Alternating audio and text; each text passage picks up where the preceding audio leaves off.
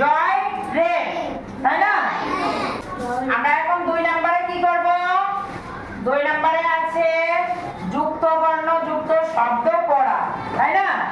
আর হচ্ছে শব্দ লেখা। আগে আমরা কি করব? শব্দটি পড়ব, পড়ার সাথে সাথে কি করব?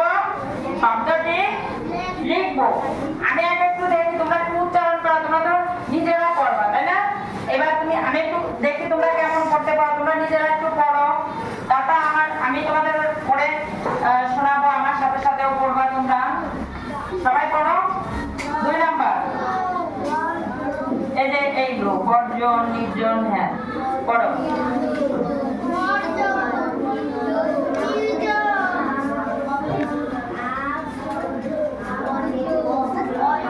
কয়টি শব্দ আছে? 4টি, তাই না?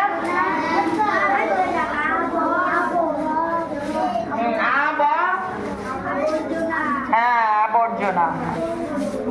আচ্ছা, তোমরা তো পড়লে, এবার আমি তোমাদের একটু পড়ে শোনাই, তোমরা খেয়াল করো আমি কিভাবে পড়ে শোনাই তোমাদের, ঠিক আছে? এই দেখো এখানে আমি বোর্ডে কি লিখেছি?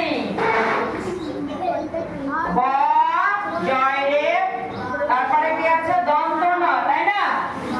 এইবার এই যে আমরা যুক্ত বর্ণ শেখার ক্ষেত্রে তখন আমরা কি বলেছিলাম? রেপটা আগে উচ্চারণ হবে। রেপ মানে কি?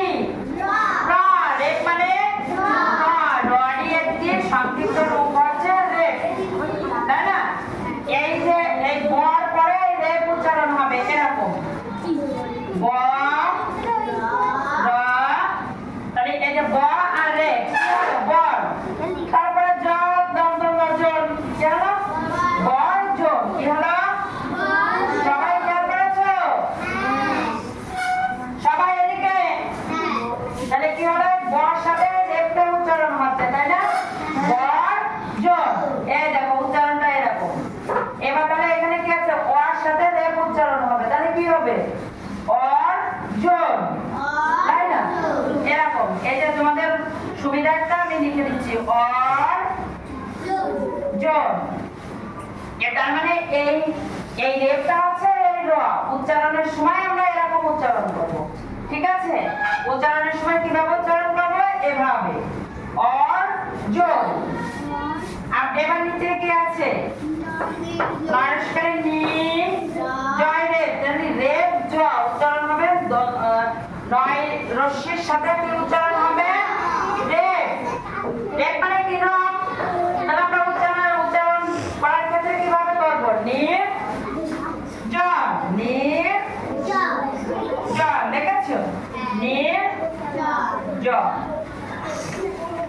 আচ্ছা, এবার আমরা সঠিকটা তো দেখে দেখে তোমরা তো লিখতে পারবা, তাই না? তাহলে আমার সাথে সাথে তোমরা সবাই একটু পড়ো। এই দেখো আমি উচ্চারণটা লিখে দিয়েছি, বর্জন,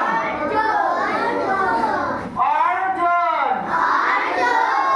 নির্জন। আবার আমার সাথে পড়ো, বর্জন, অর্জন, নির্জন।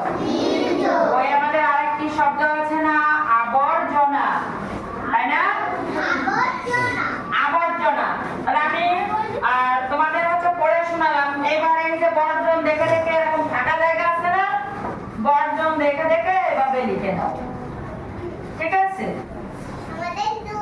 লিখেছ? হ্যাঁ, সবাই লিখে ফেলো, দ্রুত লিখে নাও। তাহলে আমরা যুক্ত বর্ণ কিভাবে উচ্চারণ করবো মনে থাকবে? সবাই মনে থাকবে? মনে রাখার চেষ্টা করবা যে ম্যাডাম কিভাবে বলেছিল, কিভাবে উচ্চারণ করা হবে।